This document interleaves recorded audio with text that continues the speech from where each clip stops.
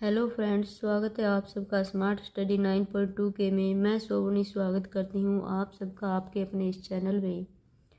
हम पढ़ रहे हैं संस्कृत, जिसमें संस्कृत साहित्य को सर्वप्रथम हमने 3 कालखंडों में विभाजित किया, जिसमें श्रुति साहित्य, स्मृति साहित्य और लौकिक संस्कृत साहित्य के रूप में विभाजित किया।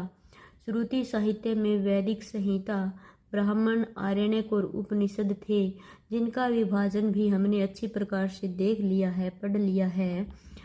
आज हम उससे आगे पढ़ने वाले हैं। वेद शब्द का अर्थ, उसकी परिभाषा, उसका समय निर्धारण और भारतीय परंपरा और अन्य विचारकों के अनुसार वेद है वो कहाँ से लिए गए हैं, किसके द्वारा इसकी रचना की गई है। तो चलो शुरू करते हैं। वेद शब्द विद धातु घय प्रत्यय से मिलकर बना है, जिसका अर्थ होता है ज्ञान राशि, जिसको हम श्रुति भी कहते हैं। विद धातु है वो 3 अर्थों में प्रयुक्त होती है, भाव अर्थ में, कर्म अर्थ में और करण अर्थ में। तो भाव अर्थ में विद प्लस घय का अर्थ क्या होगा? ज्ञानम।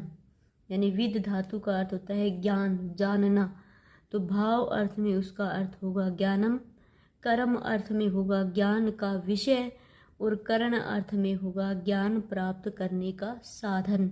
यानी विद धातु जिसका 3 अर्थों में प्रयोग किया जाता है।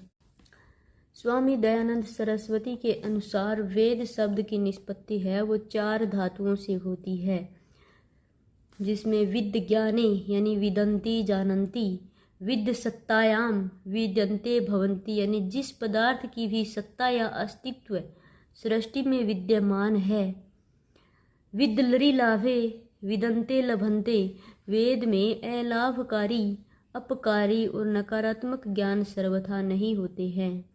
विद विचारणे विदन्ति विचारयन्ति, ऋषि मुनियों के गंभीर चिंतन और विचार का ज्ञान भंडार क्या है?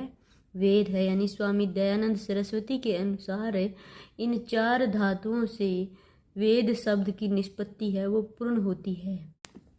निरुक्त में वेद शब्द का अर्थ वेद्यते ज्ञायते अनेन इति वेद है, अर्थात जिसके द्वारा ज्ञान प्राप्त किया जाए वह क्या है? वेद है।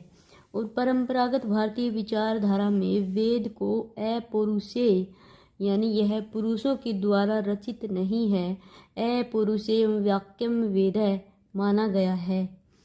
न्याय वैशेषिक के मत में वेद पौरुषेय है। ये क्वेश्चन पूछ लिया जा सकता है कि किस के मत में वेद है वो पौरुषेय यानी पुरुष के द्वारा रचना की गई है, या किसके मत के अनुसार वेद की रचना है वो पुरुषों के द्वारा नहीं की गई है। तो ये हमें ध्यान रखना है कि न्याय वैशेषिक के मत में वेद पौरुषेय है, परंपरागत भारतीय विचारधारा के मत में वेद अपौरुषेय हैं। मनु ने वेदों को सभी धर्मों का मूल कहा है। वेदो अखिलो धर्म मूलम, यानी सभी धर्मों का मूल है वो क्या है? वेद है। मनु यानी मनु द्वारा रचित मनुस्मृति में ऐसा कहा गया है। सायण के अनुसार भी अपौरुषेयम वाक्यम वेद है, यानी वेद है वो अपौरुषेय, मनुष्य के द्वारा रचित नहीं है। सायण के अनुसार एक परिभाषा और दी गई है, इष्ट प्राप्ति अनिष्ट परिहार्यो अलौकिकम उपायम यो ग्रंथो वेदयति स वेद है।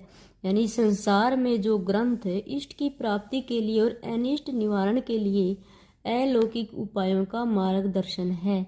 यानी जो ग्रंथ है संसार में वो इष्ट की प्राप्ति के लिए है और अनिष्ट निवारण के लिए मार्गदर्शन हमें प्रदान करते हैं। तो वह क्या है? वेद है। बृहद आरण्यक उपनिषद में वेदों को ईश्वर का निःश्वास बताया है, और शतपथ ब्राह्मण व मनुस्मृति में मनुस्मृति ग्रंथों के अनुसार अग्नि, वायु, सूर्य ने तपस्या करके तीनों वेदों को प्राप्त किया। अथर्ववेद एवं मनुस्मृति ग्रंथों के अनुसार अथर्ववेद का प्रथम ज्ञान अंगिरा ऋषि को प्राप्त हुआ।